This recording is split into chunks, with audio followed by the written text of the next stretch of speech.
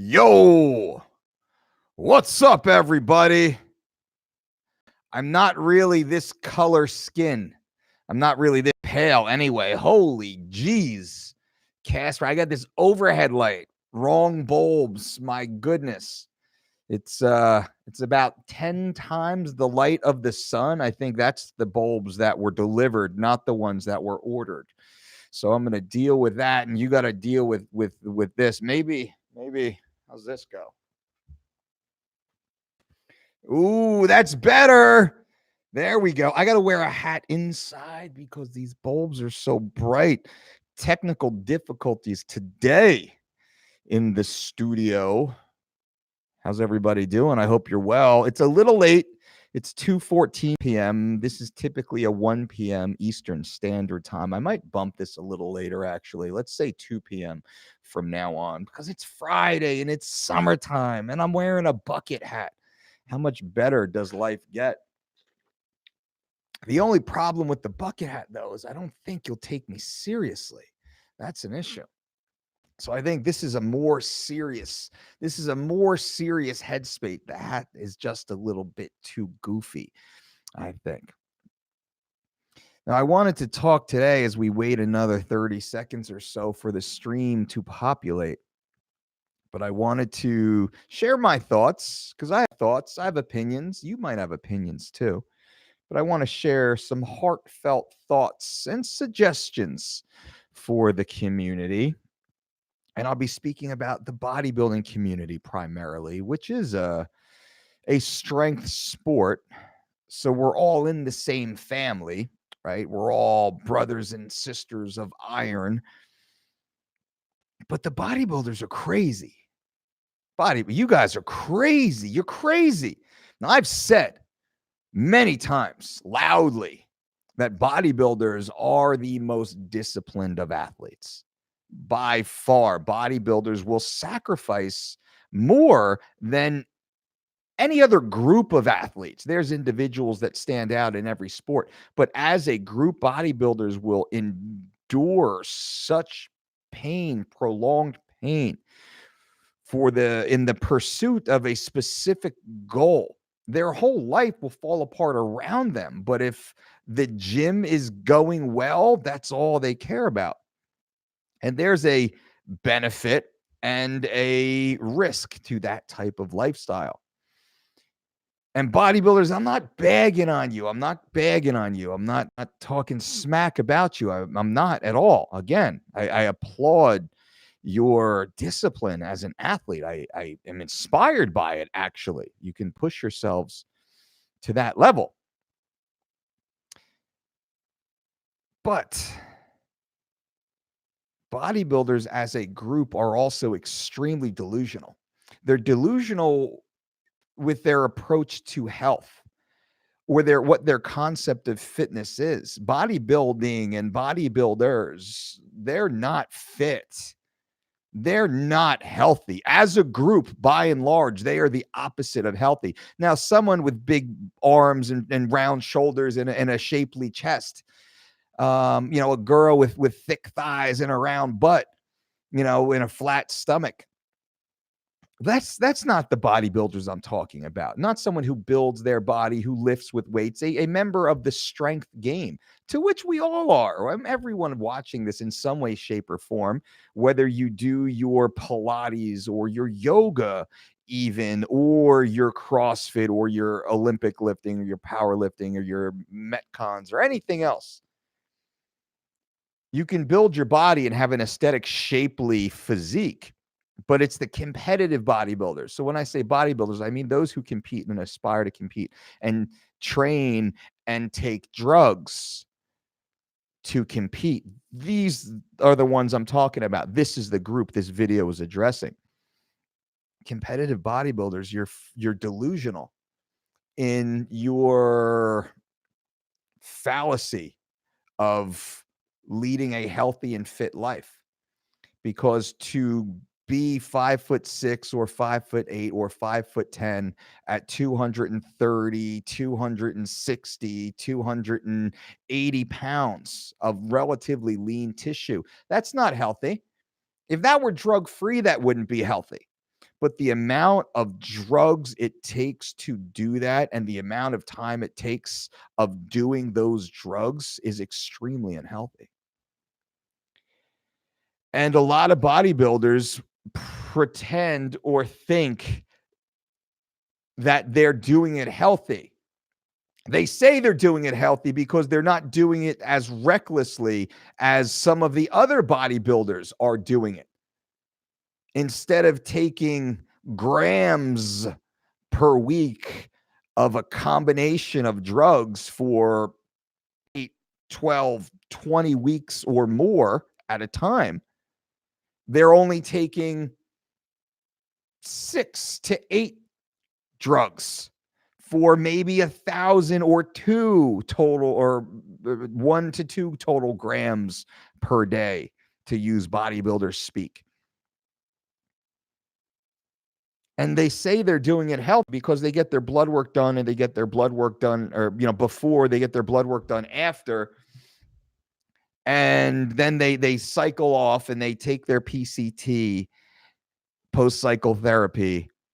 And then they go on the statins and the metformins or whatever other drugs that they have to take to then get their whacked out blood work back to normal. They have to repair their liver, repair their kidneys, repair their heart, their cardiovascular system, but they're not repairing it. The damage is done. And that's the point. That's the conversation. And you know that. Every smart bodybuilder knows that. Every smart person knows that. The damage that you're doing each time you do it is long-term damage. It's long-term damage because you can get your blood values back into normal or within striking distance of normal. That doesn't mean you've done damage, lifelong damage. That damage will not go away. You can kind of get your hands back on the wheel and straighten things out a little bit. Maybe if you're lucky, but the damage is done. You swerved, you hit a tree, right? Your bumper's a little jacked up right now. You got a big dent in the side of your heart or whatever that is. So when I say bodybuilders are delusional, this message is to talk to the bodybuilders. And I'm friends. I'm close friends with some bodybuilders, well-known bodybuilders, not well-known bodybuilders, but still very successful in their own way, right? Bodybuilders. And I probably understand more than the average lay person, the average non-bodybuilder. I'm not a bodybuilder. I've never competed. I never, ever, ever really, except for one time when I was like 18 or 19, I thought maybe I would do that. And then I decided the next day that it just wasn't for me. Not because I'm better than it per se, because 2 reasons. The first reason is because I don't fancy the idea of painting myself copper brown and putting on my sister's underpants and standing on a stage in front of a crowd full of people. I more enjoy getting really sweaty and oily and slippery and rolling around on the ground with another man or a group of men for hours on end, days per week. I say this to show some humor that I'm not bagging on bodybuilders. There's, I'm just on a different side of this strength sport, but we still live in the same house and I still care. And I obviously still have great relationships and training partners and all that. But also to those of you who I've never met before and you just stumbled upon this channel, or you're just listening, or you're envious of some of the people you see because their photos are so fucking crazy and awe-inspiring. And that gets me. I stop and I look and I'm like, God damn, like, fuck, look at the, Phil Heath's deltoids and his fucking back, the thickness of his fucking back, or the vacuum pose of a classic physique of a Chris Bumstead style, just the massive freakiness of a Rolly Winkler. So I'm familiar with those aspects of the sport. Or the early days of Gaspari, right? Back in the 80s, early 90s, a Rich Gaspari, what he was able to do when it came to conditioning, all of that stuff. So I've been a follower, a peripheral follower of it for a long time. And I just say that so people don't get too crazy as I'm talking, because now I'm going to say some shit that's a little more controversial.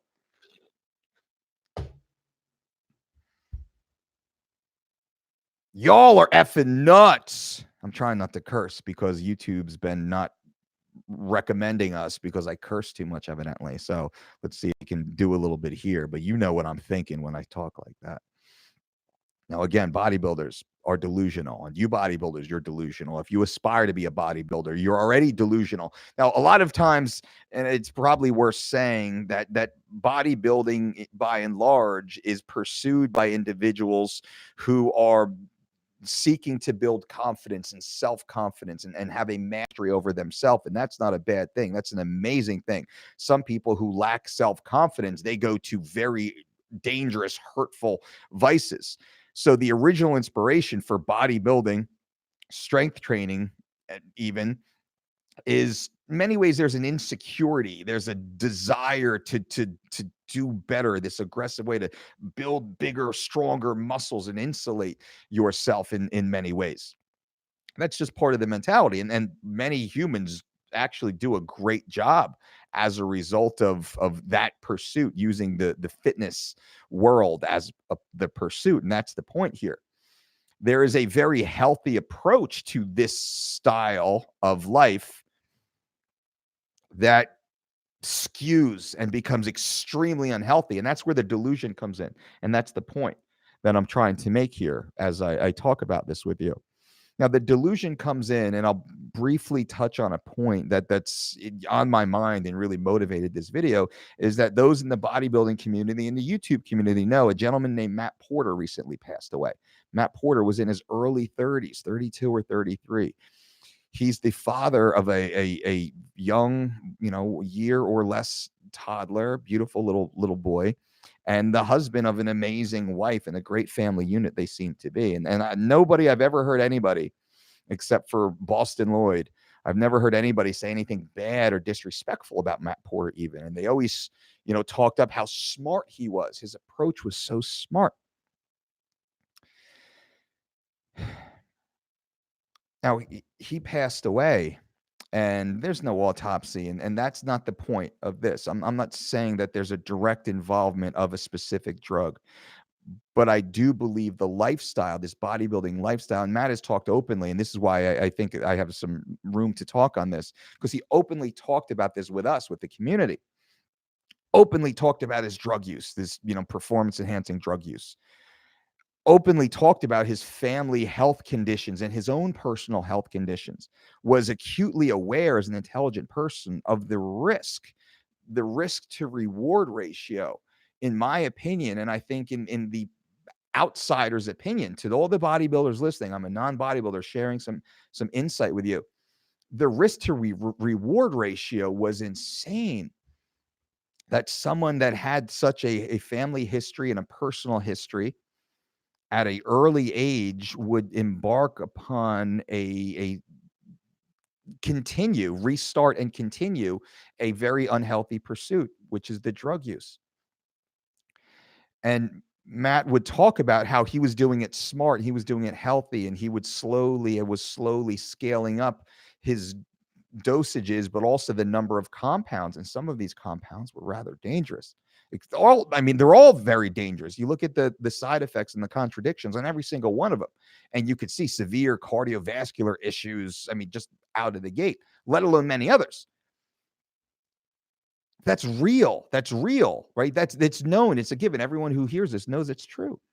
But the dosages, even though, and I watched recently before, last night, one of his more recent videos where he talks about the difference in dosing, high doses and low doses, and kind of goes through his own mental checklist on how he had his event, I think back in, a few years ago or so, 4 years, 5 years ago, maybe, which stopped his whole bodybuilding career, took some time off, came off everything, cleaned out of everything, and then slowly got pulled back in. And if you look at him, he's all over the internet, Jay Cutler TV, he has a show or a segment on there. So he's kind of came back a little more prominently. And he's huge. He was huge. But huge. I don't know what his size, maybe it was 230s, pretty lean, shorter than me. I mean, looked great if that's the look that you're going for, but the risk, and this is where the delusion comes in. And a lot of what he was talking about was it was an equivocation. It was kind of rationalizing the uses and the doses and the slowly scaling and growing and getting blood work. That that's that's not 100% the story. The blood work isn't 100% the story. There's what are you testing for? Maybe you're not testing. You're getting a basic, 10, 20 test, and you should be looking down to the 40s or the 70s. There's lots of things to discuss when we talk about health. There's so many things that could go wrong. So many things left unaddressed, and then so much, space between each issue that each person is physiologically different, extremely different. And the bodybuilding community, by and large, the vast majority, and I haven't watched every video, but they basically say, hey, and this is what they did with Dallas. This is what they did with Rich Piana. This is what they do with everybody, every issue. They say, hey, listen, it's not the drugs. Before you say anything, it's not the drugs. They had a genetic condition. There was other things going on here. They always say that, and that's bothersome, because they're making an excuse right out of the gate instead of saying, and let me back up, most of us have genetic histories, negative genetic histories. Nearly every human has something in their genes that is a little quirky and could be a little dangerous, and somebody in their family had some sort of event. The majority of humans have something. So the majority of bodybuilders have something. There's something in there. But science is also showing us that our lifestyle can turn these genes on or turn these genes off. And it's not such an on and off as much it is a turn the volume up or turn the volume down. So you can live a life that dramatically reduces your chances of your genetic issue becoming an event. And this part of the conversation is skipped over by and large. And I understand, because the bodybuilder commentators are bodybuilders in many ways. They've lived that or are living that lifestyle too. And there's a bit of a confirmation bias built into there. That's why I think it's important for me, your brother, your iron brother, to give an outsider's perspective on a conversation that should be had inside the community. Because this is bad. This stuff is bad. This is dangerous. This is very dangerous. It's very dangerous. And also another channel that I enjoy watching, recently became very promoted, is a coach named Greg Doucette. Greg Doucette is also an IFBB professional bodybuilder. He's had, a long history of competitive achievements in a variety of sports. But he's a 43-year-old competitive bodybuilder at the professional level. And he seems very intelligent and well-educated and has a good background and experience set that's very rare, very hard to overlook. So even someone with this much experience and these many credentials is still pulled into the bodybuilding culture of what's considered safe and what's getting crazy. But to the outsiders, we look at it and we say, holy sheesh, you're taking 6, 8, 12 different drugs and destroying your body. Because I mean, to get down to 5%, 3% body fat, you're destroying your body in many ways. That's not ideal, right? That's not optimal. You're not living optimally. You're really beating the heck out of yourself in many ways. And then dumping all these drugs into there on these extreme calorie deficit style diets in many ways, creating this caloric deficit to get the body fat so low. So nutrient deficient in many ways. There's lots of issues going on, which is why I said in the beginning, bodybuilders, man, they're the most dedicated athletes. They can sacrifice and really put their fucking head down and get it done, which is inspirational. But in many ways, it's a fool's effort and a fool's goal. And I'm not calling them fools, but what they're chasing is never there. They never get to the point of satisfaction.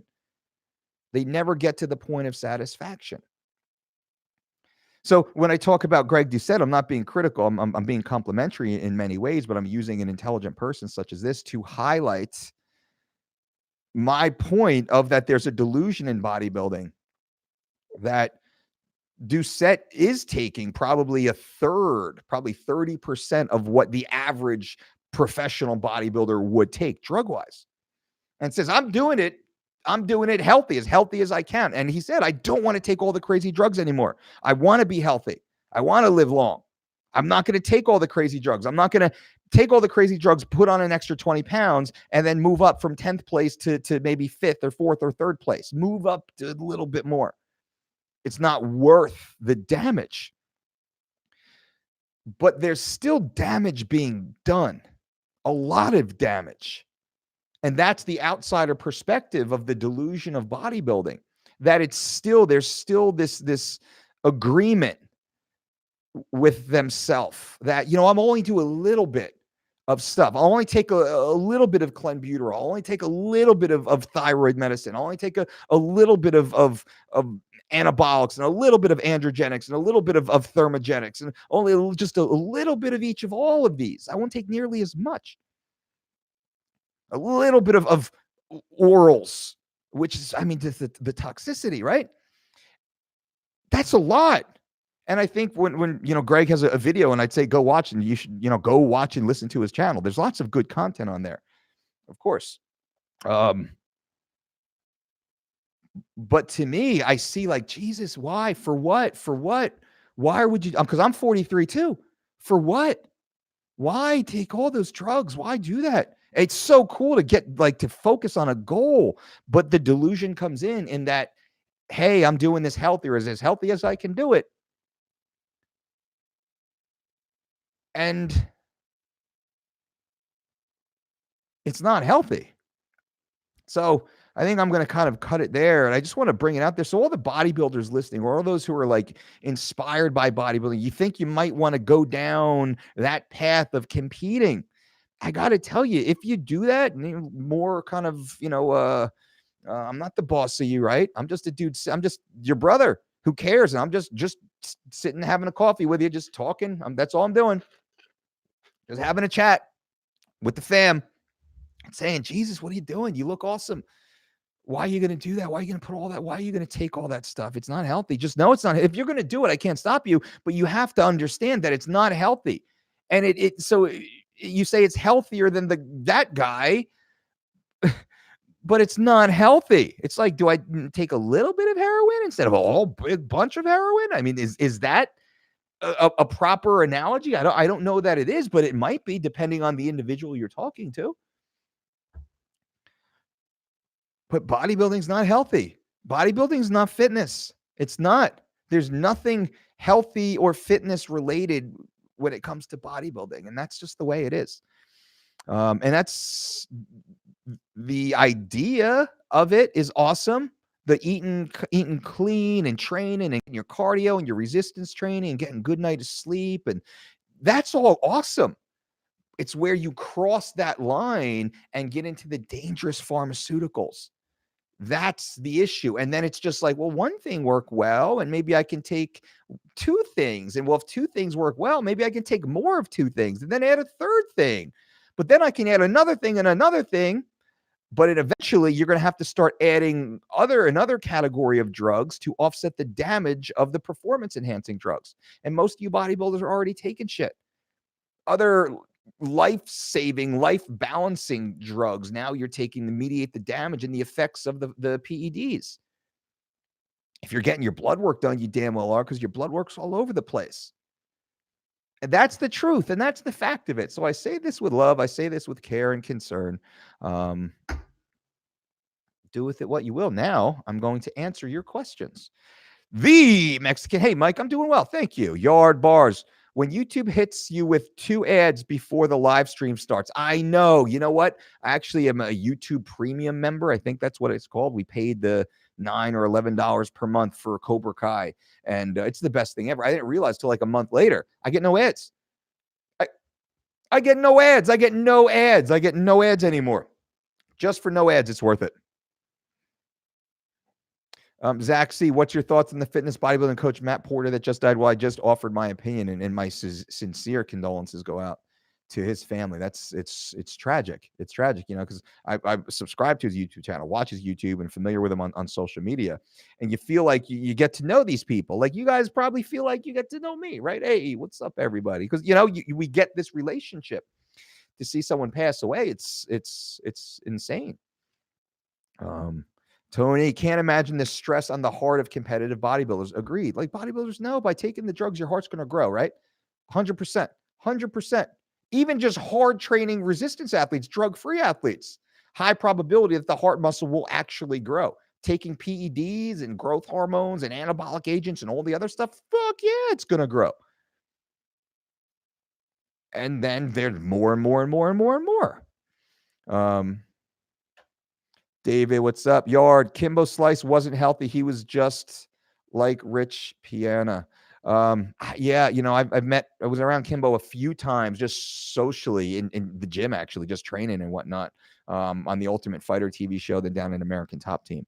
I don't know. I don't know his specific issue, unfortunately. Yeah, but he was always a super nice guy. His family was over with him, as an aside. Jason, what's up, Mike? Hope your day is going well, Coach. Jason, I appreciate that. My day is awesome. Awesome. Kind of a somber topic right now, but my day is awesome. Michael, Michael, I'm going to build my body into a globular shape. Well, good luck with that. Anthony Torres, how many days a week does someone need to train to build an aesthetic amount of muscle? 3 to 5, depending on the individual. But 3 to 5, 3 to 4 is probably the sweet spot. I like to go 6 days a week. Just because I enjoy it. It's part of my routine. I like to get a couple sweats in a day. But some of my gym days are more active recovery. I'm in there, I'm sweating, but it's not balls out. And some of my other gym days are fucking hell days where I try and make myself puke and damn near pass out, or at least crawl out of the gym. Zach, Tony versus Cowboy, who you got? Also, I'm thinking about paying you the $500,000 to knock Ziggy's teeth out, so all he can do is drink keto shakes. Well, Zach, I will take your $500,000 for sure. So if you want to put that into an escrow account, we can get that done ASAP. Tony versus Cowboy, I don't know, man. I never pick fights. And I know enough about MMA to know I know nothing, and that's really the rule of it. I know it will be a great fight. I think both guys are awesome. They're both stellar athletes. I love the new winning streak Cowboy is on right now. I mean, he's had a few cracks at the apple, but now his life seems to be really in a great place. Tony has such a massive win streak at lightweight. He's beaten everybody. And I think Tony should have been the reigning lightweight champion a few times, but luck didn't fall on his way because the cards fell apart or he got injured at certain times. Steve says the documentary on Ronnie Coleman had interviews of the top guys about how far these guys go beyond human limits. Crazy to hear other bodybuilding professionals' views on it. It's crazy. It's crazy.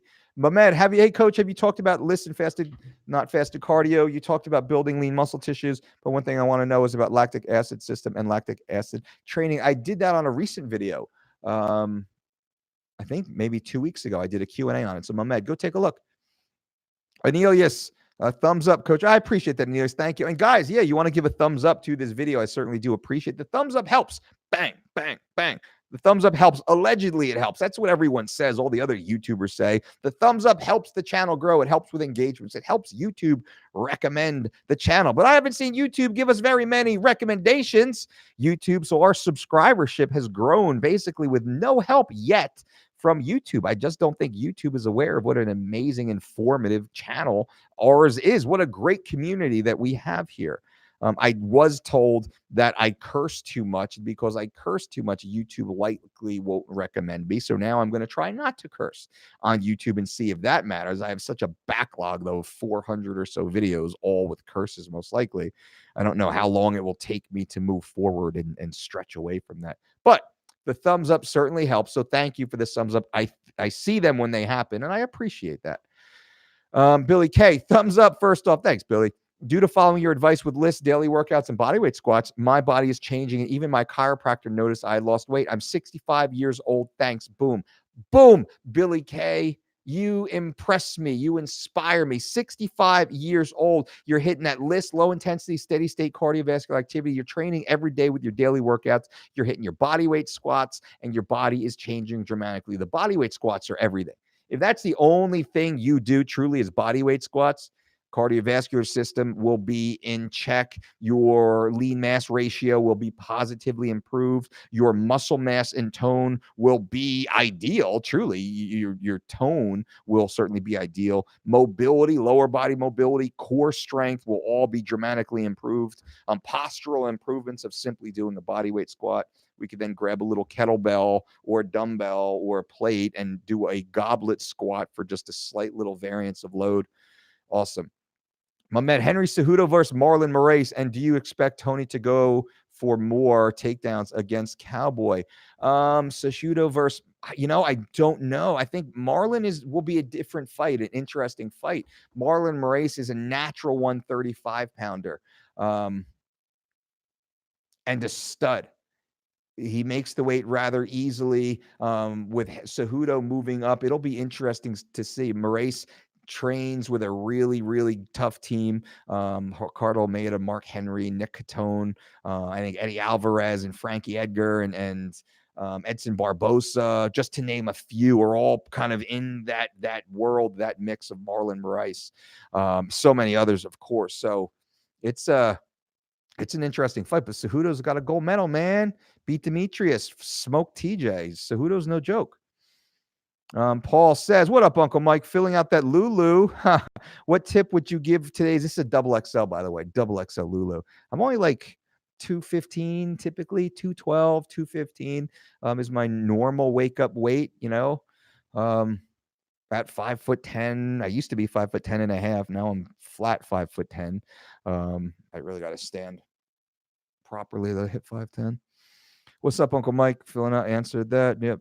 All right. What tip would you give today's youth regarding developing a healthy body image? Mine is to recognize and use social media as a tool. Well, healthy body image, I think there's pride and accomplishment. That's something I certainly try and teach, and we teach with our children, that there's a pride in accomplishment. There's a pride in accountability. There's a pride in independence. There's a pride in standing up on your own 2 feet. Now, we certainly offer love and support and encouragement and positive motivation and all of the necessary input of positive love, confidence building interactions. But at the same time, you cannot create self-confidence externally. It has to be internal, internally driven. And with that comes accomplishment. I believe, and I've experienced, so my personal experience, I'm not a doctor, I'm not a psychiatrist, but my interpretation and in my experience, the ability to set and achieve goals has a dramatic, a profound positive impact on your mental health and your mental state and your image, your self-image, the way you see yourself, your level of confidence. I know that if I can set and achieve goals, I can do anything. I can stand on my own 2 feet. I did this myself. I got this done. I become a very powerful individual, a very powerful entity. Now, there's always a we, because I work with teams. So we do things together also. And I am a part of this team, but it has to be internally driven. So the I has to be internally driven with regards to self-confidence. And you have to build that yourself. You have to build that yourself. If you're the crappiest person on the winning national basketball team, you don't feel confident because you're the crappiest person there. You know that. So you feel that. You pretend you wear the jacket and you get the chicks, but in real life, you don't have confidence. Now, if you're the one who practices their free throws, 300 free throws a day, every single day, for free 300 baseline jump shots a day, every single day, 300, pivots and spins, into the net 300 times a day. If you do that and then you hit one or more of those in the winning game, immediate confidence, always confidence. And you know that. I need help, Frank. It looks like you lost a little weight. You look leaner. Well, I appreciate that. Thank you. That's the goal. If you check out my Instagram, I had a topless photo. I do declare a topless photo, kind of at the peak of my bulk. Now I'm maintaining that peak. Well, I don't want to say maintaining it. I'm at the peak of my bulk, my recomp, my living lean program, at the peak of that. But now it's time to shred. Now it is time to shred. So I am going to get shredded. I am embarking on my own 3 weeks to shredded. I will start the online version of 3 weeks to shredded, and I will document my progress on my Instagram page, how it goes in meals and what I weigh and all of that fun stuff. I love to be on 3 weeks to shredded. I feel fucking awesome on 3 weeks to shredded. The food is amazing on 3 weeks to shredded. And the way my body reacts on 3 weeks to shredded is spectacular. I typically only do it once a year or so because I love to fucking be a meathead and train heavy and go. I like to have a caloric surplus. I like to work off that caloric surplus. So when I'm eating 3,500, because my average is typically around 3,500 calories. I don't count calories, but that's how my average meals work out to be. At that level, I train 2 and 3 times per day. I crush it because I know what fuel I need to perform the activities I'm selecting for myself, right? I set goals and achieve goals, and I know the way to fuel. When I'm eating like that, it's like abundant. And my weight will creep up. I'll get into the mid 2 teens, 210, 212, 215. I've been up at, 220. I was up at 220 for like the last 2 weeks or so. And felt fucking awesome at that weight too. But it's, I'm probably leaner at this version of 220 than I've been in any other time, probably. Except in my like early 20s, because my skin was just shrink wrap back in those days, because I was just moving up classes at that point. So the skin stayed super tight. But anyway, now I'm kind of slightly off topic, I think. But now it's time for 3 weeks to shredded. So I'll be doing 3 weeks to shredded starting Monday. You guys can follow along if you wanted to. That's fine. We can all do it together, cheer for each other, support each other. We can all lose weight and kind of razzle each other. I'll most likely start a Facebook group, a closed Facebook group for only those who are doing this version of 3 weeks to shredded with me. And that'll be cool. And I think we all get on there and engage every day. So I'll be starting that soon. I'll probably start that on Sunday.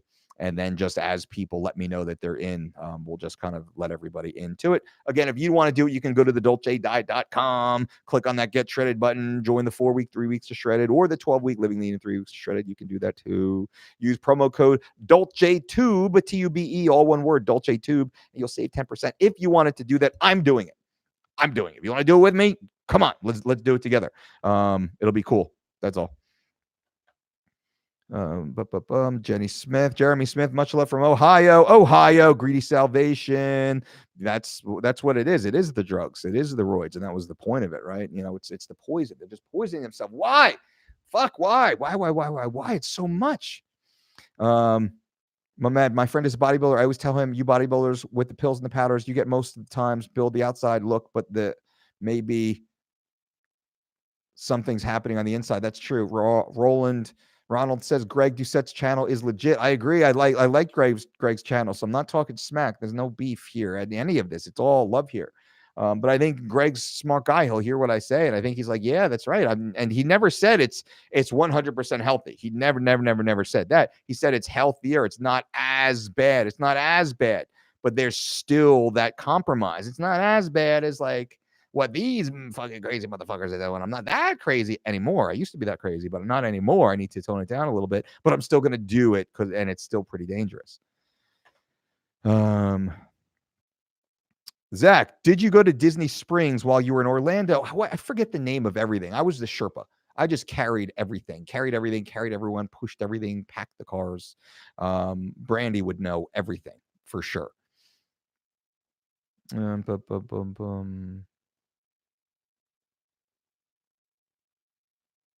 Oh, wow. This flew by. Uncle Dolce, I know you already do so much for us, and thank you so much, but may I have a discount code for 3 weeks of Shredded Plus Living Lean, Greedy Salvation? Absolutely. Dolce Tube, all one word, DOLCETUBE. Boom, bam. Asking you shall receive, Greedy Salvation. Dolce Tube. That's awesome. Be cool. Hopefully you do that with me. I'm hoping a bunch of us do this together because it'd be really cool. Like, support and like to get to know each other's stories. I enjoy that. I like working with teams. I really enjoy working with teams. I like big group community stuff, which is probably why I believe I'm pretty good on social media and talking, of course, and engaging. I love to engage. I like to do all this stuff and get out there. I'm a people person, as we all should be, right? Because that's a whole tenet of longevity, which is another podcast, by the way. Zach C, did you ever work out with Jay Cutler? No, I have not. I've never worked out with Jay Cutler. Shizikel, it's not healthy. People want to look good in this day and age. I think social media is to blame as well. Social media is just one tool. The human, the individual, you are to blame. That's what that comes first and foremost. You are to blame 100%. You can't blame anything in the world on anybody else other than you, because it's you. 100% you. Everything good, everything bad that happens, you have to be 100% accountable for it. The end of story. The end of the story. I don't care. 100%. It's all you. It's you. It's you. It's you. It's you. It's you. You have to live your life that it's you. You're 100% accountable. Is that Jocko's extreme ownership? But that's the truth of it. That's the truth of it. It's 100% you. Social media is just there as a tool, but lots of people have social media and don't poison their body with steroids. They're like, oh man, that dude looks fucking crazy. Like I look at these bodybuilders, I'm like, fuck man, that looks awesome. I think, how would it feel to look like that? Shit, that'd be pretty sweet. And I was like, yeah, but I'm good. Right back to my normal fucking life, you know? It's funny because I've stood next to these motherfuckers and I look like a baby. I look like a soft fucking baby, like a newborn, not even a newborn baby, because like a 3-month-old fucking baby, just all fat and soft next to these fucking bodybuilders, right? It's fucking crazy. It's crazy what they look like in person. Not attainable. It's not naturally attainable. It's not achievable, right? They have to take it to such high levels to look like that, which again is part of the fucking crazy. It's like, man, they can push themselves to that level. And there's a badge of honor. And that's another thing. There's a badge of honor with that. And that's the bodybuilding industry needs to change that. It's like MMA. There's a badge of honor in not tapping or not pulling out of fights or not talking about being concussed and getting back up and going in there. There's a badge of honor in that. Badge of honor in Anthony Smith after he got illegally fouled knee deep into the 4th round of a world title fight against John Jones while getting his ass kicked. And Anthony Smith is a fucking stud. He's a savage. He's a fucking warrior. He's a fucking monster. There goes all my cursing. He's a monster, right? Just went out there and finished Alexander Gustafsson, right? On a short 2-month turnaround after the fight he had, the war with John Jones. There is what I believe a cultural benefit to harming yourself, because people are like, whoa, what a warrior. And what with Anthony Smith, and I want to say, because I'm not just busting on bodybuilders, in MMA too, great story. I believe, my opinion, Anthony Smith should have stopped fighting after John Jones illegally kneed him in the freaking skull. Could he stand up? Could he continue fighting? Yeah, because he's a savage. Is there long-term health effects as a result of that? Yeah. I would say 100%. He got hit in the head so many times by John Jones, one of the greatest of all times, right? And then Jones on the floor, blindside knee to the skull, brain, bang, bang, bang, bang, bang, inside the skull. Something. 20 minutes in, completely dehydrated, like his body's just going through it, going through the war. And there's a badge of honor in that, because I said, hey, man, he should have stayed down. He should have took the win, got home, gone to the hospital, got his head fixed, and got the paycheck. And people are like, oh, Dolce, you don't know what you're talking about. There's no honor in that. Are you kidding me? There's no honor in that? What? There's no honor in doing such dramatic harm to yourself? And this is the bodybuilder thing. There's no honor in that. There's no honor in being 310, 330, Greg Kovacs. There's no honor in that. Right? There's no honor in that. Art Atwood, there's no honor in that. I'm not saying they're dishonorable guys. There's not. But the community honors that, and they promote that, and they push that, and they applaud that. That's part of the problem. It's a systemic problem inside the world of bodybuilding. And I'm not inside the world of bodybuilding, right? I'm an outsider. I'm a friend. I'm in the house, right? I'm the brother. I'm the fucking cool brother. I see how I slipped out of there. But anyway, I don't know how I even got back to that. I'm passionate about it because it's I see it, man. It doesn't have to be like that. But to compete at that level, then it does have to be like that. But that's where the delusion comes in. It can't be unhealthy. Naeem, when I have blueberries, why do I feel nice and energetic? Is there any science to this? Because blueberries are awesome. Because they're awesome. I believe the cleaner, the higher the quality food I eat, the better I always feel, which is why I always feel freaking amazing. You see my lunch today? Did you check out my Instagram page of my lunch today? Can I show this to you? Let's see. Let me see if I can show it to you.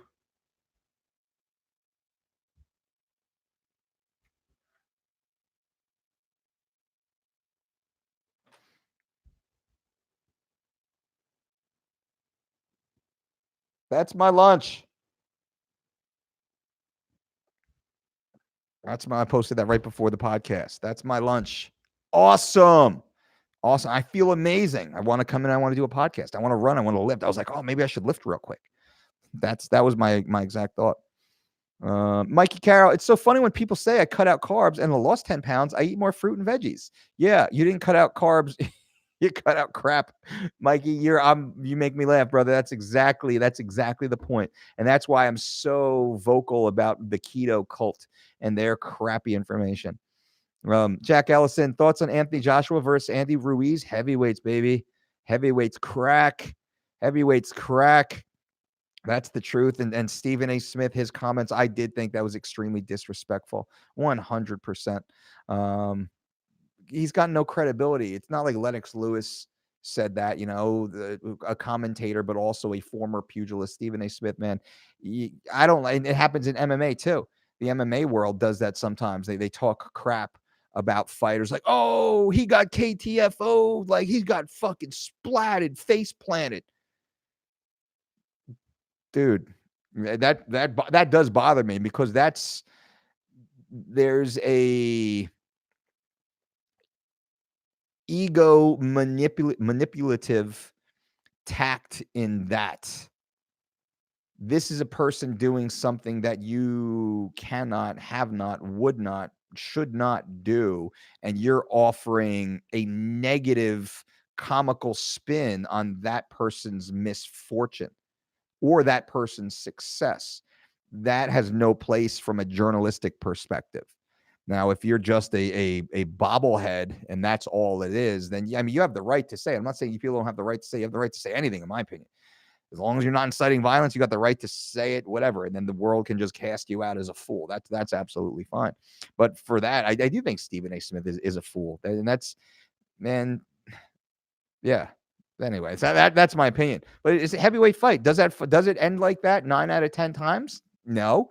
4 out of 10 times? Maybe. And then maybe, who knows, man? Maybe Joshua's had his run and he's done. Maybe he's got that heavyweight money now. He's got the mansion. He's got the 401ks all set up. He's good.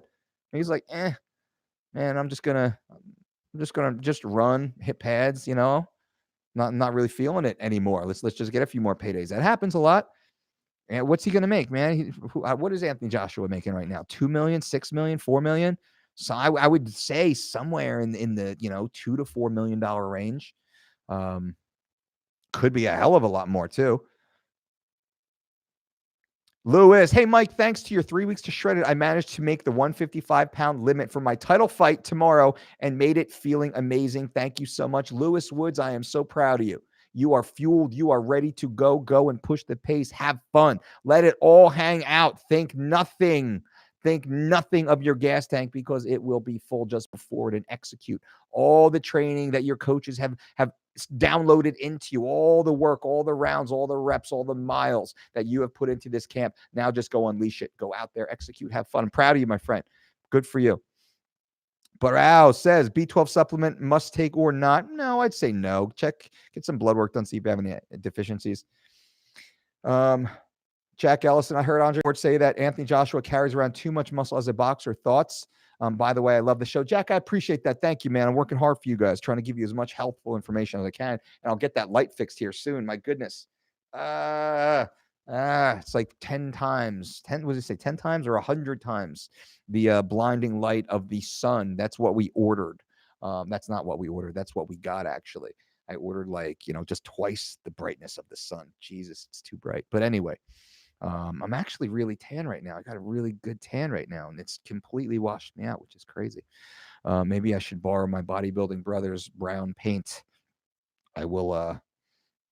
Maybe I'll put on the underpants too. Why not? Why not? Jason, this is actually a nicely timed topic because I'm currently trying to put on weight, but 100% natural, just good food and heavy weights. That's it. Good food, heavy weights, proper sleep, minimize rest, be scaled, periodize your training, take your time. It's going to take some time.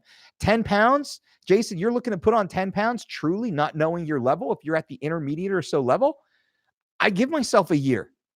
I would look for a 1 pound of lean muscle tissue per month growth, and I would put in a 20% hedge just in case you hit a little plateau, you got to travel, you got a little sick, something goes on with the family, whatever.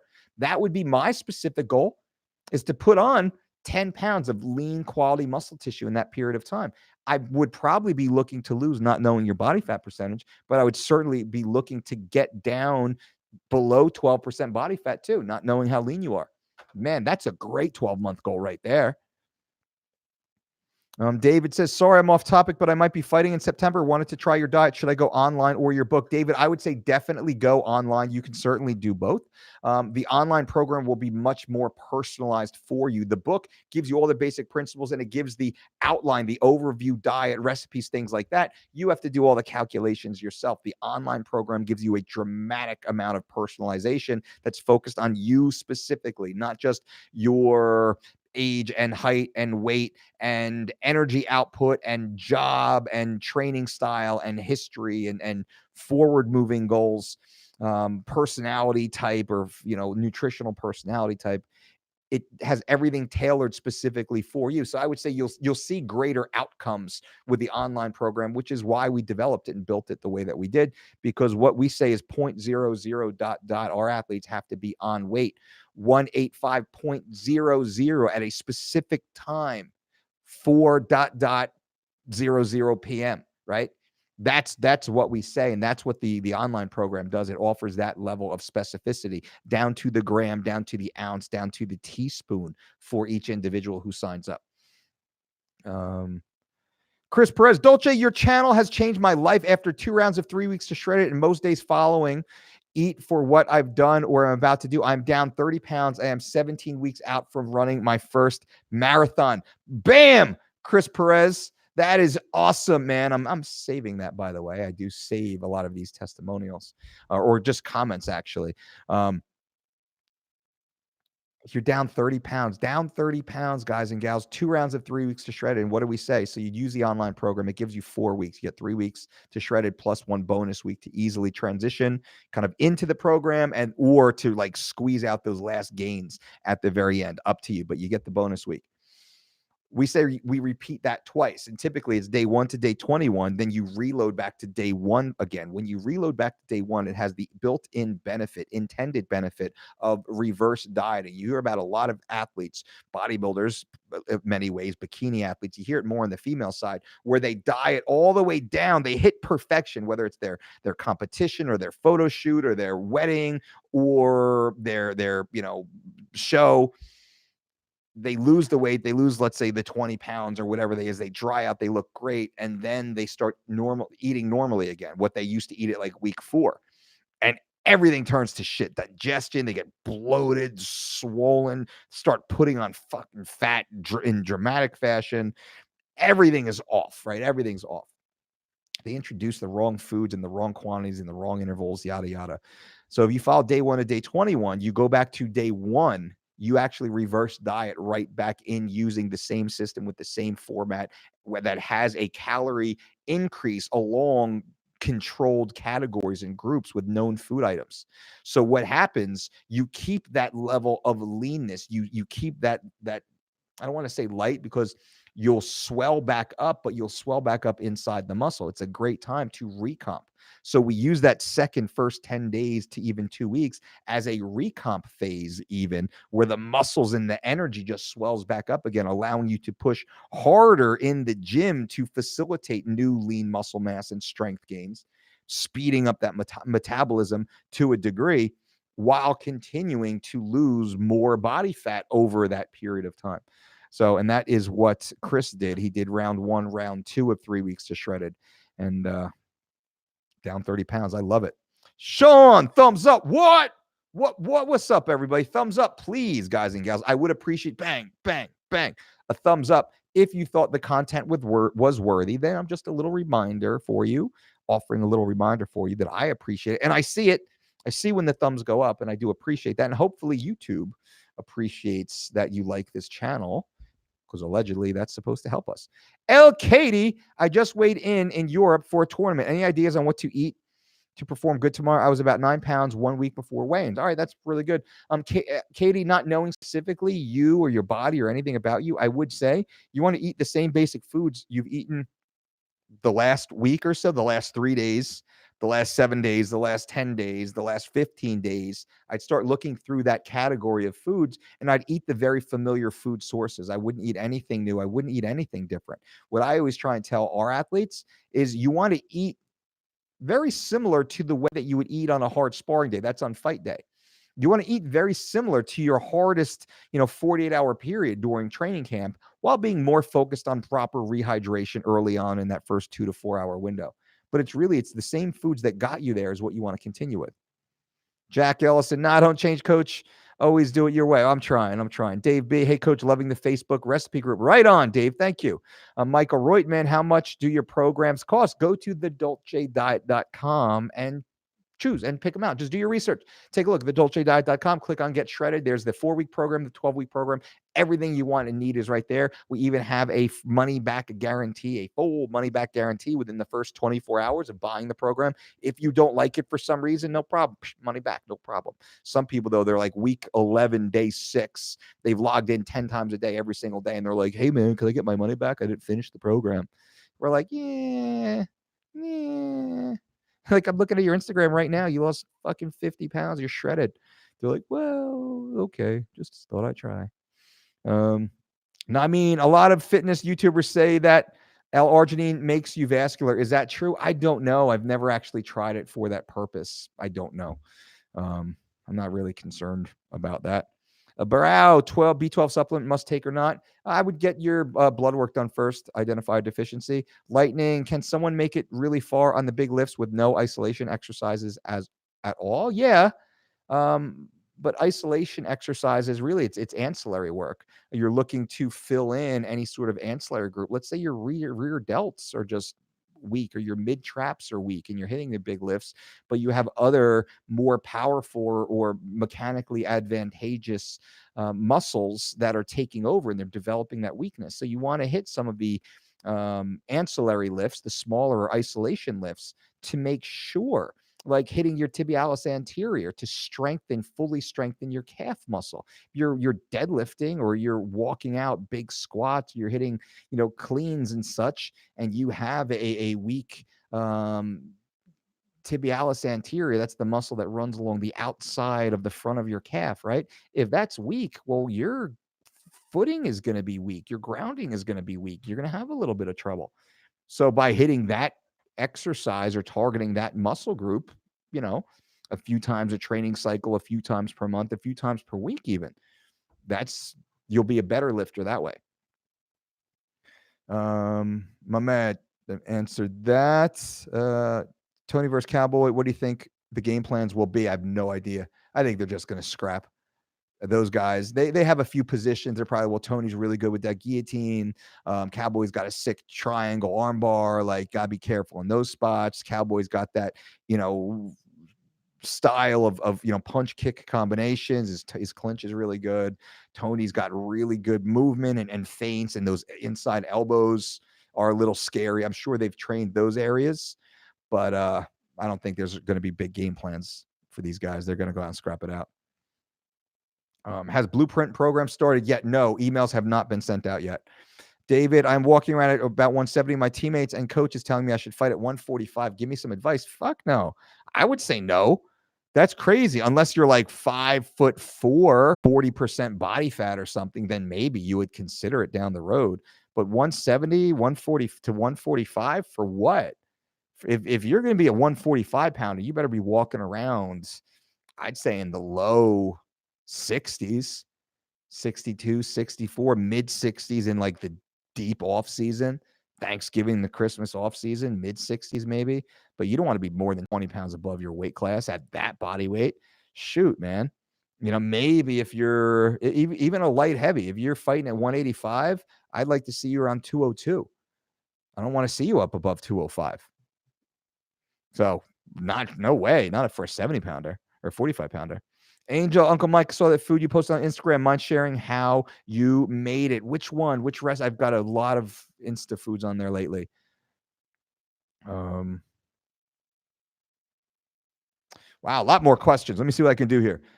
The light is killing me. Bright light. Let's see.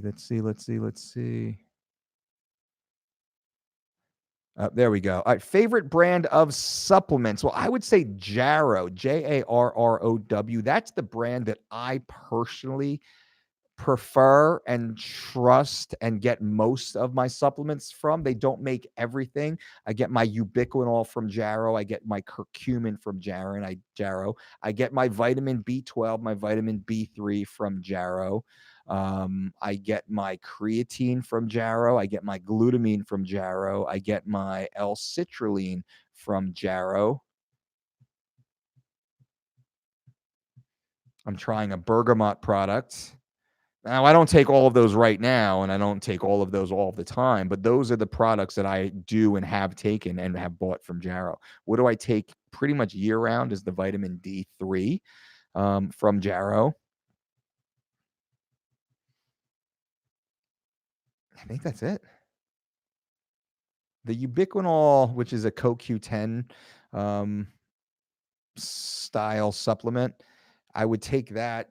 I took that for like 6 months straight. Then I just stopped probably for the last 3 or 6 months. So in my mind, I take it all the time, but in reality, I haven't. So I won't say it. Mehmed, how do you build a clean mind for your fighters and how to maintain the mental toughness in their mind? It's all about the work. That's what I say. It's all about the work. Every mile you skip, every round you lay up on, every cheat meal that you have, every morning you stay in bed instead of getting on the bike, you'll remember that.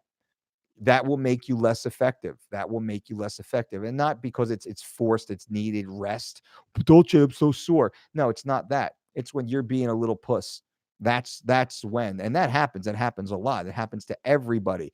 Woe is me. I'm so sore. I'm so tired. I work so hard. I just want to lay in bed today. When every time that happens, that will take away their confidence a little bit. So I try and help them notice that, be accountable, and move forward in spite of that. Angel, what's up, coach? It's Crypto. What's up, Crypto? Hope all is well. Round 2 of 3 weeks shredded start Monday. Hell yeah. Dropped 20 pounds the first time a few months ago and kept it off, ready to be stupid shredded this summer. Bam. Angel Poblan is down, lost 20 pounds on 3 weeks to shredded a few months ago, kept it off, and is now starting round 2 of 3 weeks to shredded to get stupid summer shredded. Hell yeah. Baral answered that again. Chris J went from 225 to 165 following you and the Dolce Diet Cookbook. Thank you, big man. Much respect. Chris, right on, my friend. Good for you. How awesome is that? That makes me happy. 225 to 165. Dang, man, that's huge. That's, what is it? 65 to 205. That's 60 pounds. You lost 60 pounds. 60 pounds, everyone. Chris J lost 60 pounds. Following the Living Lean Cookbook and whatever information I give here. That is awesome. Virtual high five to you. Glenn, Harry, yo, Dolce, if I buy 3 weeks of shredded, can I wait a couple weeks before I start, or does it start instantly? Nope. When you buy the program, when you sign up to the dolcediet.com, the 3 weeks to shredded, or the Living Lean bundle, when you sign up to either of those programs, you can choose your start date. Whenever that is, that's fine. That's up to you. If you have any problem with I want to start next year, whatever, I think we go like 3 months in advance that you can personally do. Just click on the contact button inside your personal dashboard. You just click on the button and you tell our support team, and we can have it set for you. Anything you want. That's not a problem. We are here for you to take care of you, to make sure you hit your gains. But I do want you to start sooner rather than later, or as soon as your life will allow, which is usually immediately. CR, how much list should a person do on 3 weeks of shredded, taking into consideration that they regularly work out 4 to 5 times per week? I do it almost every day. We're humans. This is where the fitness industry has really fucked up people. I'm not talking about bodybuilder. I'm talking about all the fitness, and bodybuilder is a little responsible, but not fully. People forget that humans were meant to walk. I want you to walk. I want you to walk a lot. I want you to walk and talk. I want you to walk and breathe the air. I want you to walk and stare at the sky. I want you to walk and look at the flowers. I want you to walk and listen to birds. I want you to walk and say hi to your neighbors. I want you to walk because you're a human being. Humans were meant to walk, actually. We're really good at walking. Did you ever notice that? Human beings are really good at walking pretty far distances at pretty slow paces. We're designed to do that. So when you walk, you're now embracing your natural design. And what happens? You feel better, you think better, you breathe better. You gain more lean muscle tissue. You lose non-functional body weight, body fat. Are there other ways to train in addition to walking? Of course there are. There's 100 or 1,000. I could think of a quadrillion different ways to train that could and should and most likely would facilitate some sort of positive response. But walking is something that should be done daily. Why wouldn't it? Why wouldn't it? And people are like, they're like, oh, like I have to go to the gym and walk on my treadmill. Like, dude, no, just walk outside. Walk out your front door and walk down the street. And when you get to 15 minutes, you turn around and come home and you've done 30 minutes of cardio. You went for a walk. Go to the park, go pick up your mail, like go buy diaper, whatever it is. Just go walk. Please go walk. Greedy, thank you very much. I'm in the program. Let us know when you start the Facebook group. Greedy, absolutely, I will. I'll shout that out. We might actually look and see like who signed up to the online program since I announced it yesterday. So we might do that and send everybody an email, just saying, hey, if you want to join in. Otherwise, but I'll talk about it a few times too, and then we'll approve you in because you are on the program. We'll be able to check, like, because you go to a Facebook private group and it's like, hey, Greedy Salvation, whatever your real name is or whatever, wants to join the 3 weeks to shredded group. And I'm like, oh, there's the email. Yep, they were in the group or they're signed up to the program. Easy stuff. Easy stuff. Barrow. You keep asking that, Barrow. Why is that? Ronald McCoy, thoughts on SARMs, Coach SARMs? Selective androgen receptor modulators, probably off, but close enough, right? Thoughts on SARMs? I'm not a fan of SARMs. I'm not a fan of peptides. I'm not a fan because the long-term research isn't there yet. And what's the point? What's the point? Do you really have to take a SARM to achieve your goals? Could you just give yourself a couple more weeks to get there? Would you be happy at 6.5% body fat instead of 5.8? Like, is it worth it? This is just your brother talking. It's up to you. I'm not telling you what to do. I'm just asking the questions. Is it worth it? Is it worth it to take something that's kind of been around for not that long and you're getting it from some weird kind of online gray market source and you don't quite have the confidence that the dosing is what it is, or if there's any sort of additives inside of whatever you're taking, but you're going to take it anyway with the assumption, usually from internet message board knowledge, that it'll give you some sort of benefit. Is it worth it? I don't think so. I don't think so. I mean, if are you Phil Heath or Sean Roden, then maybe it is. If they're $500,000 paycheck on the line, well, maybe then it's probably more worth considering than the NPC local regional competition. Even the Toronto Pro Show, in my opinion. Yeah, I don't know. I don't know. Is it worth it? I don't know. That's my thoughts on it. Do they work? Meh. Yeah, I guess you could say yeah. Do they work for everyone? Well, everyone doesn't get what they're supposed to be. So then no, right? It's not the dose of what was said was going to be in there. So probably no. Like, this is all real world consideration. So those are my thoughts. Mikey Carroll, thoughts on fasted versus fed cardio for triathlon training? I would rarely train fasted for triathlon training. Most of my training would be fed. Mikey, I'm assuming you're not talking, you're saying for training for a triathlon, not the actual triathlon itself. So not peaking or intra competition nutrition, fasting, because then of course fasting would make no sense. I can't see any reason fasting would make sense. Fasted training would make sense for a triathlete. The amount of energy that they're expending, you can't get enough food in many ways. That's the problem. These triathletes, these endurance athletes can't get in enough food. We work with quite a few. Roman Graham, what's up, brother? Good to see you. Brow, you got it. Token question then, is there a maximum muscle weight that is literally too much for fighting? Is it 250 over literally too much to carry for 5-minute rounds? No, because you look at the Klitschko brothers, right? I think they were both easily. They were like, what, 6'6", 6'7", something like that. I think they were easily over 250. They were specimens. They dominated. Lennox Lewis was a big dude, and I would say heavily muscled. Evander Holyfield, heavily muscled. For his frame at certain times. Even Riddick Bowe, Mike Tyson, these are heavily muscled dudes, but it depends on the individual. Anthony Joshua, he might personally have too much muscle for his capability to fuel that muscle, and that's something that people forget. Though, let's say Lennox Lewis, because I don't know if he's smaller than a Lennox Lewis or than a Klitschko brother. Maybe he is. I don't know, but close enough. I would say they just have a much better biological advantage in fueling that muscle for that type of sport. Now, it could be their work ethic. It could be their training protocols. It could be their nutrition. It could be many different factors. And usually it is an array of factors.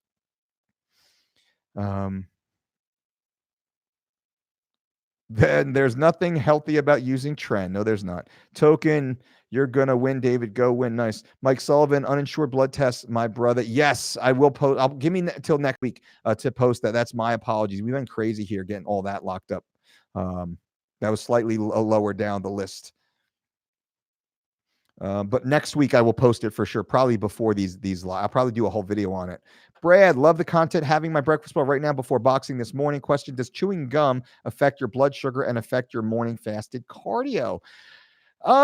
We could say yes. But I don't know to the degree that it matters. Me personally, I'm not going to I don't chew gum. I'm not going to chew gum, though I will have a little espresso prior to fasted cardio. And I understand that there is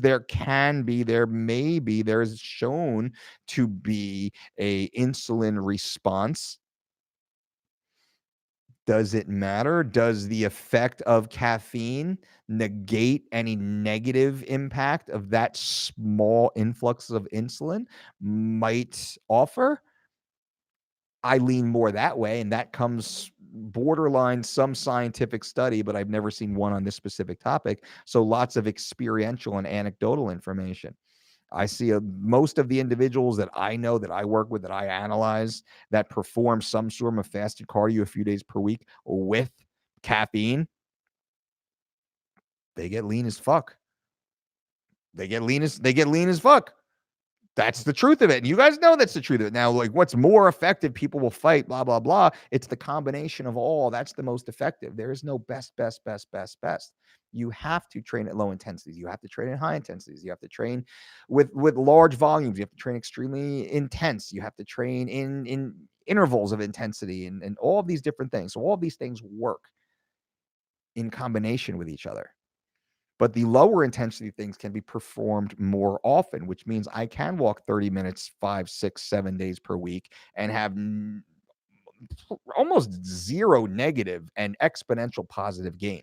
I cannot train with high intensity 5, 6, 7 days per week. I will have immediate negative. By the end of the week, I will be fudged completely, screwed.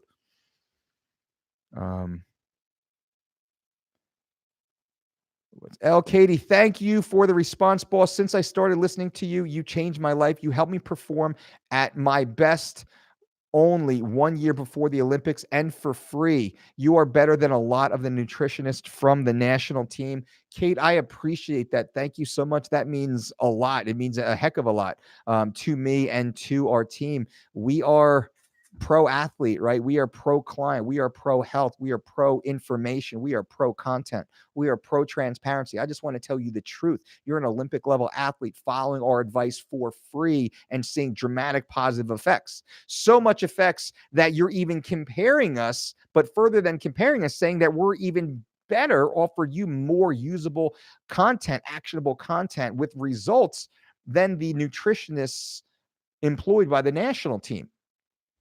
And humbly, we hear that quite often.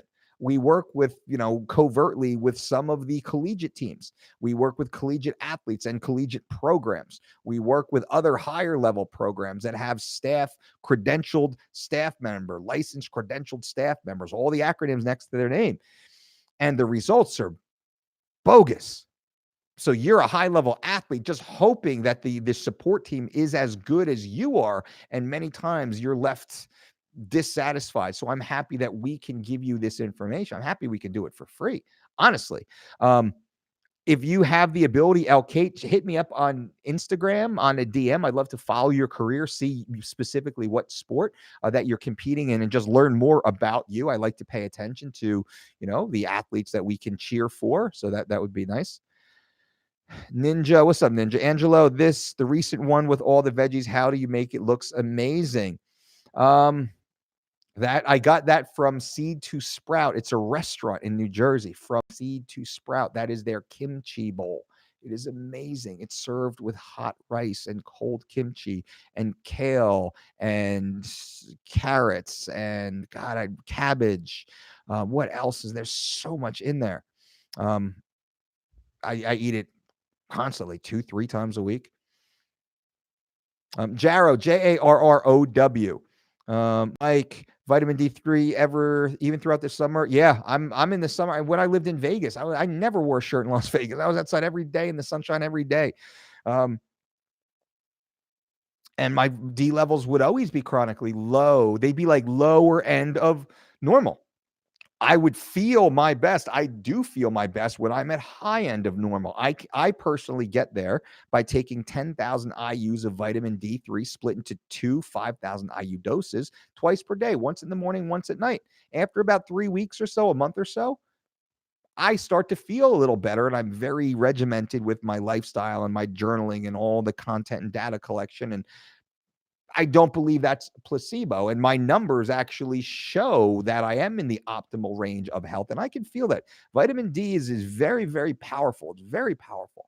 A lot of people overlook that. A lot of people have health issues because of a vitamin D deficiency. And it's so easy and cheap. It's like a 2-month bottle is like $10 or not even $10. I forget what the price is off of Amazon. This is the Jarrow brand. But that's me. I'm not telling you to take that. Get your blood work done. Talk to your doctor.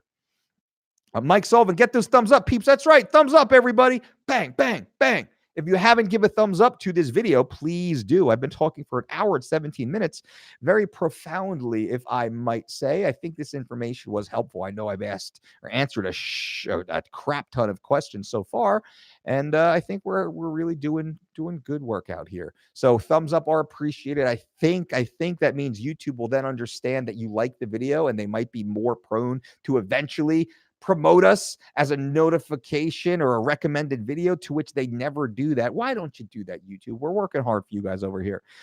But if and when they do that, it's because of you guys have been kind of engaging with the channel. So leave the thumbs up, leave some comments below, not just in the chat, but after the video post, leave a comment, a thumbs up or something. And I'm going to do whatever I can do on my side to help clean up my potty mouth and get the channel a little more in order for growth. The more people we can help, the more people get help, right? That's really what it is. And I think you guys can see by me talking to you what my intentions are and how transparent that we want to be. I want to be here. I want to help people. And I have the information. I have the experience. I have the background. I have the education. I have the team. I have the support system.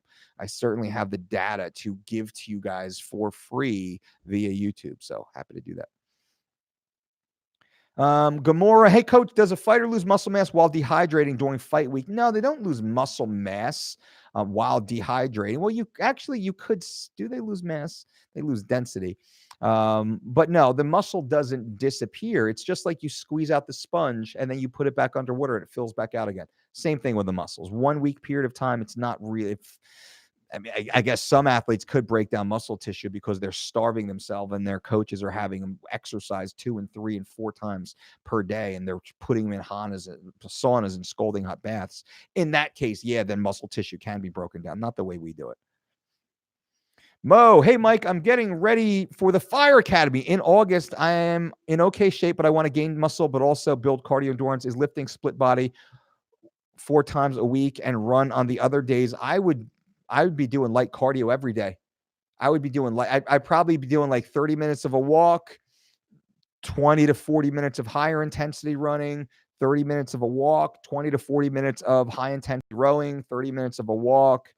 And then maybe like a 4-hour hike. Maybe I'd go and play flag football with my friends. Maybe I'd go to the beach and walk in the sand for 20, 30 minutes. That's what I would do. And then throughout my other training sessions, I'd have a lot of body weight centric work, a lot of pull-ups, a lot of push-ups, a lot of dips, a lot of body weight squats, a lot of walking lunges. And then I'd have a few of the main core lifts in there. I'd have a variation. I'd probably do like a goblet squat, front squat instead of a full back squat. Some overhead pressing, as long as your form was good. I'd start light, just dumbbell overhead pressing, dumbbell clean, single clean to a multi press is an exercise I like quite a bit, but start super light, 20s, 30s, whatever. That's just a suggestion for you. You want to get super strong. You don't need to get jacked and yoked and slow. I would keep you functional. Mehmed, coach, why is not reading the book of the week comment? Sounds weird to me. Mehmed, this is the first time I've seen it. I think those little emojis you posted have helped. There's a lot of questions that come through, and I try and answer every single one. So I didn't see your previous ones. Book of the week. Book of the week is Your Blood Never Lies. Your Blood Never Lies. It's actually the book I'm deep into right now. Again, I read it once per year. On average once per year, and it always makes its way onto my desk for about a month or so after I'm done reading it. And it's perfect right now because we are working with a blood testing company that we're going to be sharing with you guys here soon, an in-home blood testing company, which is fucking phenomenal. What this does for us, for myself, for our athletes, for our clients, and now you as just members of the family of our community, having this ability in your hand for super low cost and the convenience of having it done right in your bathroom, right in your kitchen, or wherever you want to do it, and getting the results within a few days, getting the results by the end of the week, even uploaded into your personal private online dashboard on your phone and starting to track your health and life that way. So I'm pumped about it. But Mehmed, Your Blood Never Lies. It'll blow your mind. This is a user's manual for the human body. What else? Mike Benavidez, sup, coach? My wife has Crohn's, and while I've been doing 3 weeks of shredded and losing 10 pounds in 2 weeks, I've been trying to help her gain weight.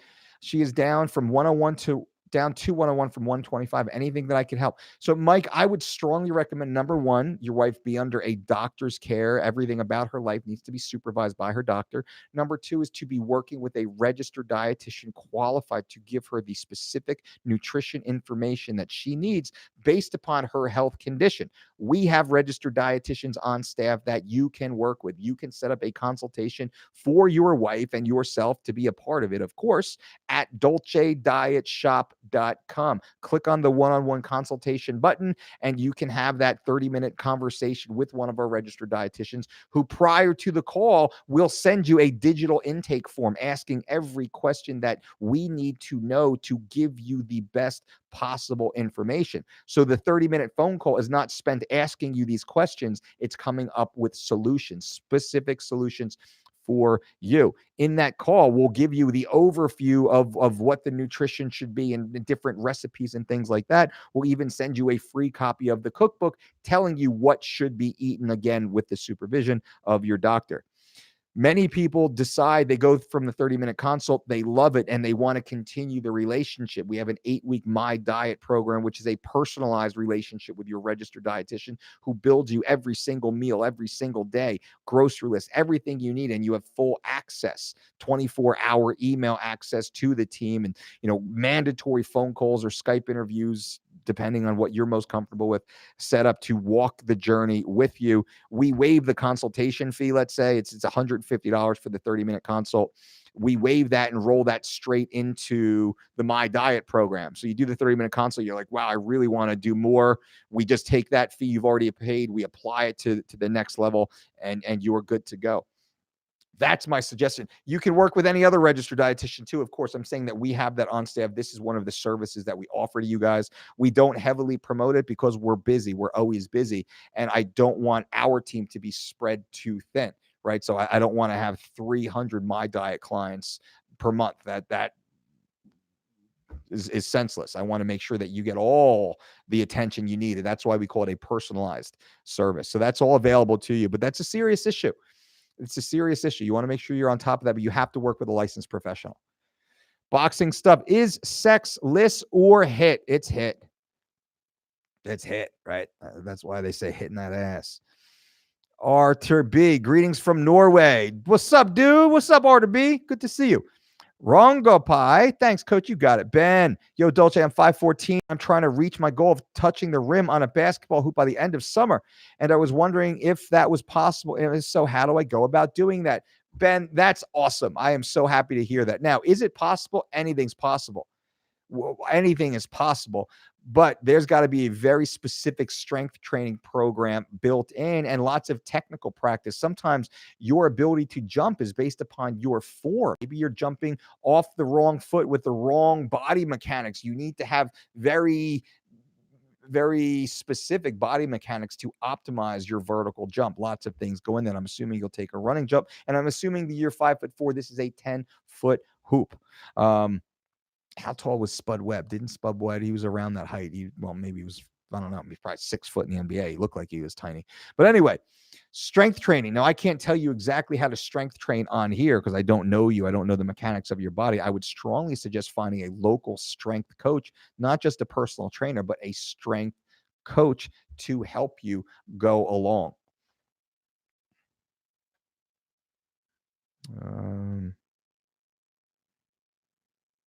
Cowboy with another win. I don't know. I don't know. Your blood never lies. I'll have to reach that. You should be able to find it. Your blood never lies.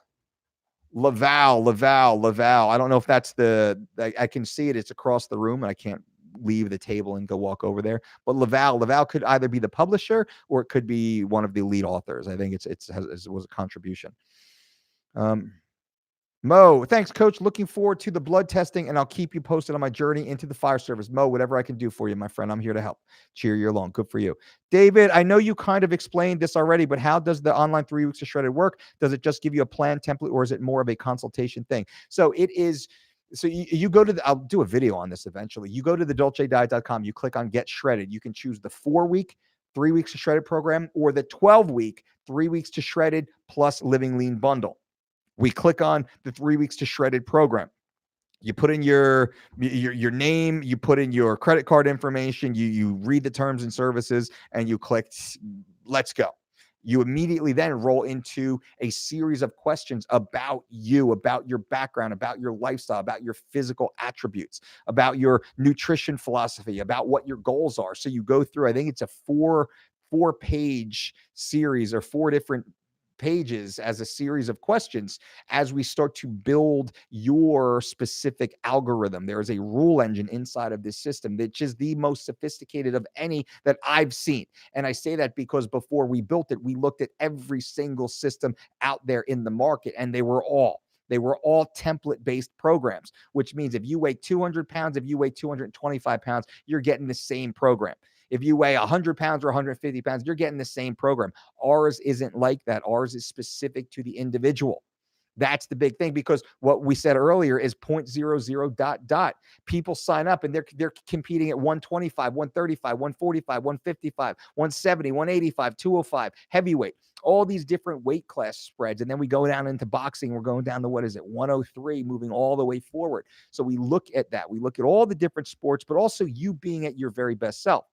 We took the time. I took the time. I spent the resources to bring in the brightest minds with our team of registered dietitians, exercise physiologists, nutrition experts, master's degrees in nutrition, certified trainers, and then web professionals. I created a massive team of really smart fucking people in their own right to all work together and build this system. That's what it is at thedolcediet.com. That's what this platform is. It's a fucking amazing. That's what we sell to you, or that's what we share to you. That's what we give to you. That's what we give you access to, or that's what you receive when you do join up and become a member. Now, the program is personalized to you. Every meal, every recipe, every ingredient is calibrated to you, to your background, to your goals, to your specific needs. The same exact thing with the exercise program, with the workout program, is broken down specifically for you, for your goals, for your needs, but also for your background. Some people sign up the program, they're 40 pounds overweight, they haven't exercised in 3 years. They don't even have to touch a weight. They don't have to touch a weight. Their program is completely different from someone who trains 3 to 4 times per week at extremely high intensity. They're 5'10", 185 pounds with a 30-inch waist. Their program is pretty fucking intense. It's multifaceted. All of that is learned through the onboarding process. Our rule engine creates this perfect program, which was fun to do. I got to tell you, I wish I can probably put this into content of how it was created. I have all the old iframes and screenshots and conversations and vision boards of how this should all look and work. And can we do this, like, to build this thing? Because it's different. Ours is different. Ours is way better. Ours is way better than the other template-based programs. That's basically, here's a template. It's going to be 40 grams of carbs and 20 grams of protein and 20 grams of that. And you can pick from ABC category. There you go. And everybody gets the same thing. That's not what it is. You can Google that flat off of or a document right now off the internet. I would not charge you for something that rudimentary and that silly. That's anything that hopefully I give you I give you better content with all these free lives than a lot of those crappy templates. Ours is personalized. You get 200 additional recipes in the whole recipe list, an additional 200 plus exercises in the database that you can start plugging and playing when it is appropriate to do so. So that's what it is, not to go too long, which I'm kind of going long now. But I don't think I do as good of a job as I could in explaining of how different our program is.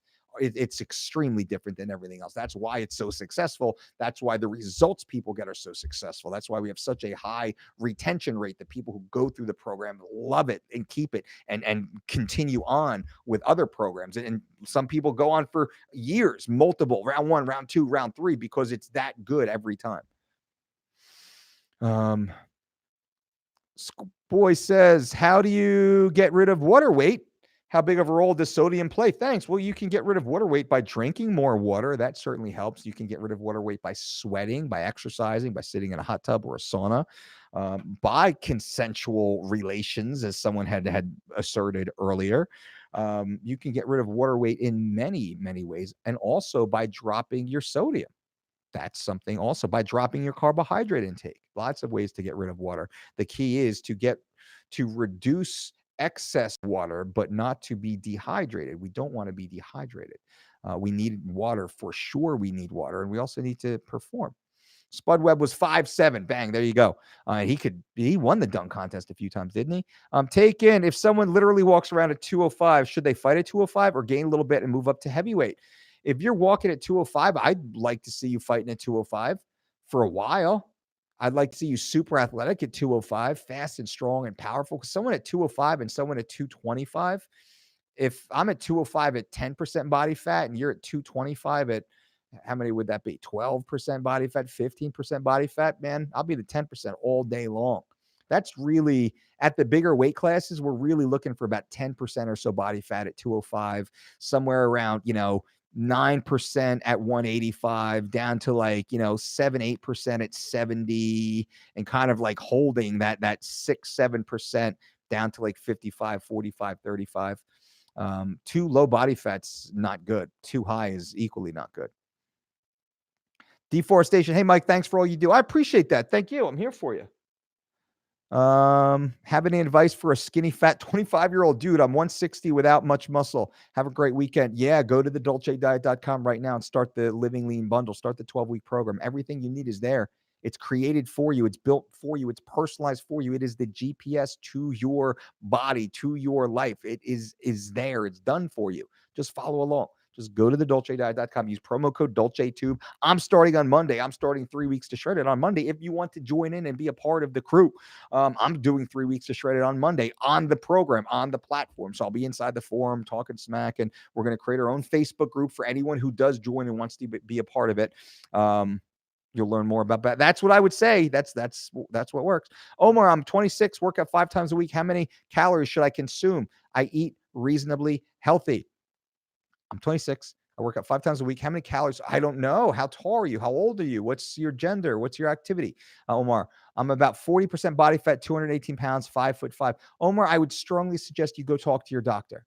Your body, and that's because just, peripherally looking, you have a 40% body fat, you're 5'5", 218 pounds. I want you to go to your doctor. I want you to complete wellness check. I want you to get your blood work done.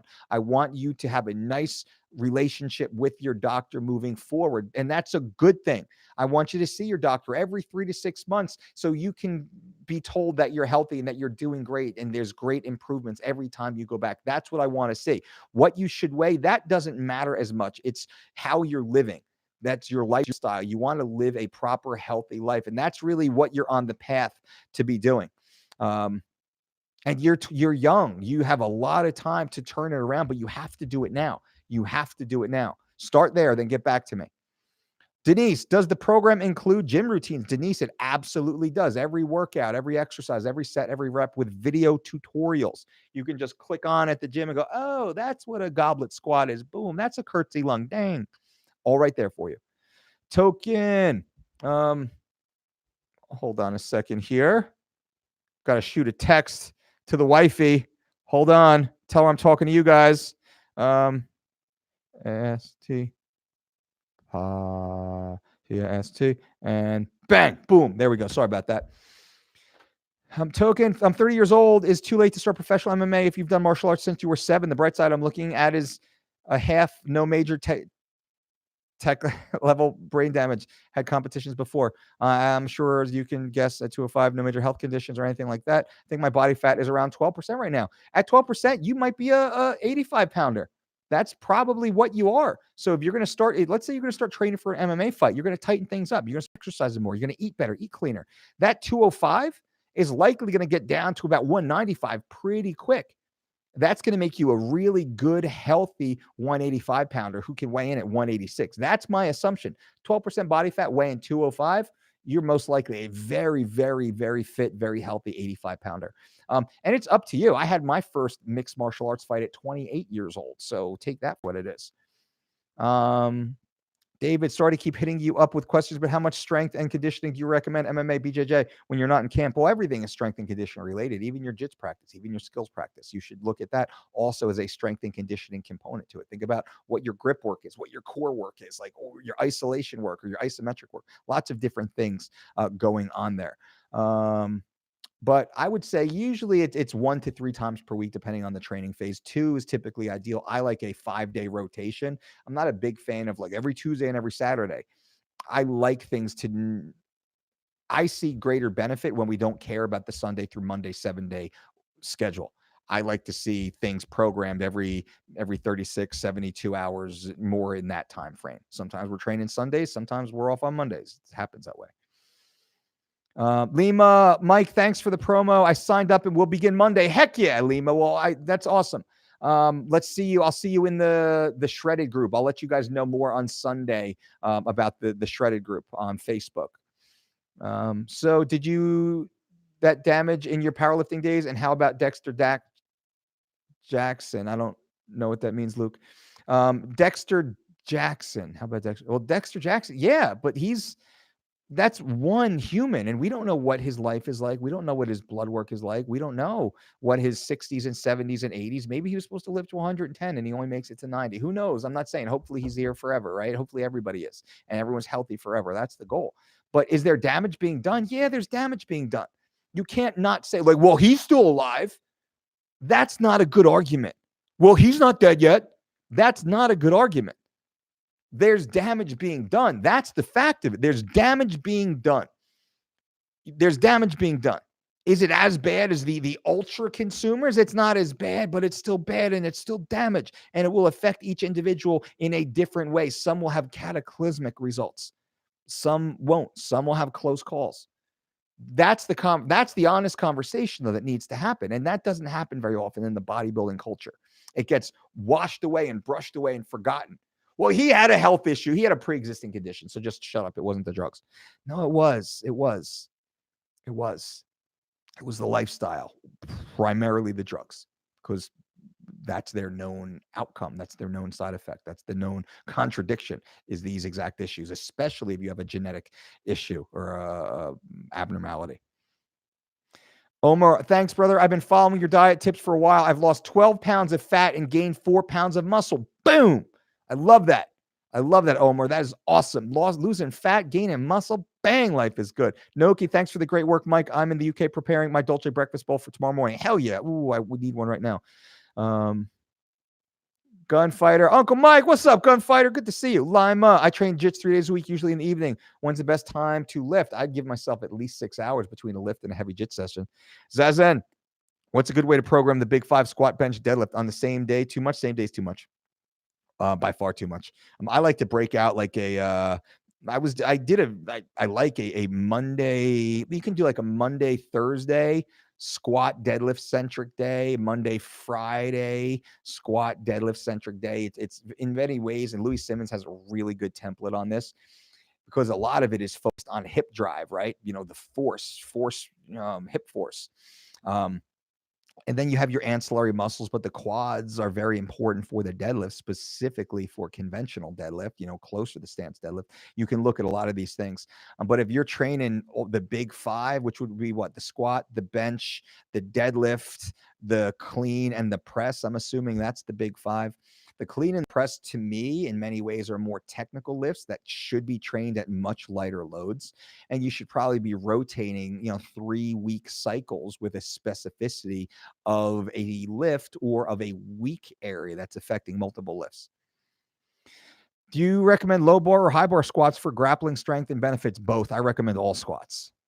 I'm a little more of a fan of like a goblet squat or a front squat lately for our athletes. I do see a bigger carryover that way, though I am not saying absolute strength doesn't matter. And we definitely run multiple low bar back squat routines throughout the year also with our athletes.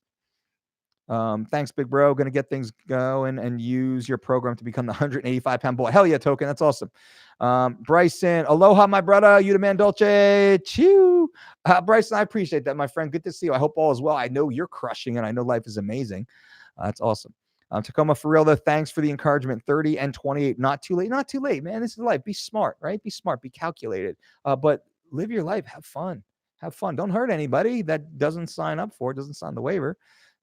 Bryson, what do you think about sissy squats? Sissy squats are generally bad on the knees, right? For a lot of people, you can shred up your knees really bad that way. You have to be careful. So I'm looking more towards, I like the goblet squat. I like the bodyweight squat. I have a video on the YouTube channel of bodyweight squats on a Bosu ball, which I think is really, really good. Quads on fire. Sissy squats, I used to do those, right? I see people do them, but I just don't think they're ideal for a lot of people. Zazen, what did you eat today? What did I eat today? I had 2 slices of Dave's Killer Bread seeded French toast with 4 eggs. So I usually use 2 or 3 eggs to whip it up, whip the batter, put the bread in, coat it really well, and I coat my pan in coconut oil. Put the French toast on that, flip it. Oh, it's awesome. It's perfect. I make the perfect French toast. If this whole four-time trainer of the year thing doesn't work out for me eventually, I can go and work in any diner in the nation and be an in-demand skillet guy. I know that for sure. I am a king of the skillet, by the way. But anyway, so I had that. I sprinkled cinnamon on the toast, plated. I threw the rest of the whip, was probably like eggs worth, and I threw that on with another egg on top of that, into the skillet. Cook that, done. And then I turned into like a little mini omelet, and ate the French toast. So 2 slices of French toast, 4 eggs, essentially, all kind of mixed together. I had that. And then I had that massive salad from seed to sprout, which was just absolutely incredible. I'm going to have an apple and some cashews here as soon as I'm done speaking with you. About 30 minutes after that, I will be in the gym crushing my workout. Got new dumbbells, got a new pre-core, so I'm pumped up about that. It's like new toys I get to play with, right? Don't know what Brandy's making for dinner tonight, but I know it'll be awesome and clean and homemade and all that good stuff. So that's what I've eaten so far, and a shit ton of water and espresso. What about the protein, Dolce? Yeah. Mike, thanks for the wife advice, Dolce. I do dips and push-ups every day, around 50 each. I'm more on chest, shoulders. Same with body weight squats. Am I overworking? It's very hard to overwork body weight conditioning. And I say that as a former wrestler. I say that from working with wrestlers and gymnasts and lots of body weight centric athletes. It's very difficult to overtrain. Lots of military members and operators. Body weight it's almost impossible to overtrain on body weight. Overwork. All right, guys and gals, hour 45. Oh my God, an hour and 45 under the bright sunlight. Jesus, I can't believe I endured this for you guys. But I appreciate you enduring me and my inane banter with you. So thank you all for being here. Again, if you liked anything I said, if anything I said was helpful, give a thumbs up to this video. I would appreciate that. I see it. It makes me feel warm inside. Hopefully YouTube sees that too and gives us a little bit of boost in the ratings or the recommendations. So that would be awesome. Again, I will be starting my shredded program, my 3 weeks to shredded program. I will be starting on Monday. You can join along with me. I think that will be awesome. You can go to thedolcediet.com. You can use promo code DolceTube and save 10% should you choose to do that. For those who are a part of it, I'm going to start a private Facebook group for all of us doing the program to get in there and just, support each other and chit chat and smack talk and brag and all the other fun things. I think that'll be fun. I've never done that before. And it gets me motivated knowing that there's going to be a community, hopefully a big group of us doing all of this together. So that'll be super cool. I think that's it. That's it. Yep. Thank you, your best. I appreciate everyone. Thank you. A couple extra questions. I thank you guys. And until next time, boom. There we go. End the stream. Boom.